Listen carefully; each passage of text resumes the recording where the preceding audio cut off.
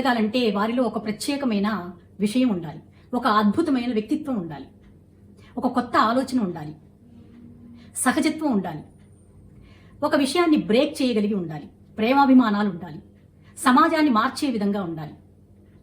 సమాజం పట్ల అన్యాయం జరుగుతుంటే ధైర్యంగా గొంతు విప్పాలి, తోటి మనుషుల్ని కలుపుకుపోతూ ఉండాలి, వేరొకరి దారిలో నడవకుండా తనకంటూ ఒక ప్రత్యేకమైన దారిని ఏర్పరచుకోవాలి.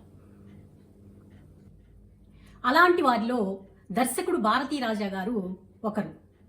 టెక్నాలజీ యుగంలో కూడా తోటి మనుషులతో చాలా బాగా కనెక్ట్ అయ్యి సినిమాలు తీసేవారు. సినిమాని పల్లెటూరి మట్టిలోకి తీసుకెళ్లేటటువంటి లెజెండ్ దర్శకుడు భారతీ రాజా గురించి తెలుసుకుందాం. భారతీ రాజా గురించి అందరూ చాలా మంది వీడియోలు చేసి ఉంటారు, అవన్నీ మీరు చూసుంటారు.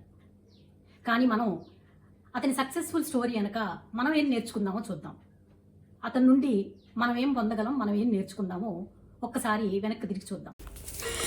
భారతీ రాజా గారి సినిమాటోగ్రఫీ కథల వెనుక ఒక అద్భుతమైన మానసిక శాస్త్రం దాగి ఉంది. ఆయన కేవలం కథను చెప్పటమే కాదు, మనుషుల మైండ్ ఎలా పనిచేస్తుందో, సమాజం ఎలా ఆలోచిస్తుందో తన సినిమా ద్వారా చూపించారు.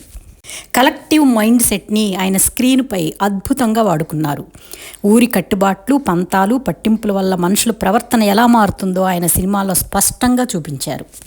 మనుషులు ఎంత అమాయకంగా ఉన్నా వారిని అతిగా అణిచివేస్తే లేదా మోసం చేస్తే వారిలో తిరుగుబాటు వస్తుందని ఆయన సినిమాల ద్వారా తెలియజేసి, దీనికి ఉదాహరణ 16 ఏళ్ల వయసులో చంద్రమోహన్ నటించిన పాత్ర. ప్రేమ అనేది భిన్నమైన పరిస్థితుల మధ్య నలిగే ఒక తీవ్రమైన భావోద్వేగం అని ఆయన తెలియజేశారు. సీతాకోకచిలుక సినిమాలో కుల మత పిచ్చి ఎలా అందమైన బంధాన్ని నాశనం చేస్తుందో ఆయన ఈ సినిమా ద్వారా తెలియజేశారు. సెట్లో ఆయన రూడ్గా ఉంటారనే ప్రచారం ఉంది. నటీనటుల నుండి సహజమైన నటనని బయటకు తీసుకురావడానికి ఆయన కొంచెం కఠినమైన పద్ధతులను వాడేవారు. భారతీ రాజా సినిమాలో హీరో విలన్ అని ఎవ్వరూ ఉండరు, కేవలం పరిస్థితులకు లోబడే మనుషులు మాత్రమే ఉంటారు. మనిషి సైకాలజీని అంత పర్ఫెక్ట్గా స్టడీ చేశారు కాబట్టే 16 ఏళ్ల వయసులో చప్పన్ లాంటి అమాయకుడు కూడా క్లైమాక్స్లో విలన్గా తిరగబడినప్పుడు థియేటర్లో చప్పట్లు చాలా కొట్టారు. ప్రేమ, మానసిక భావోద్వేగాలు మాత్రమే స్క్రీనుపై చూపించడమే కాకుండా ఎర్ర గులాబీలు ఇలాంటి సూపర్ థ్రిల్లర్ మూవీస్ కూడా అందించారు.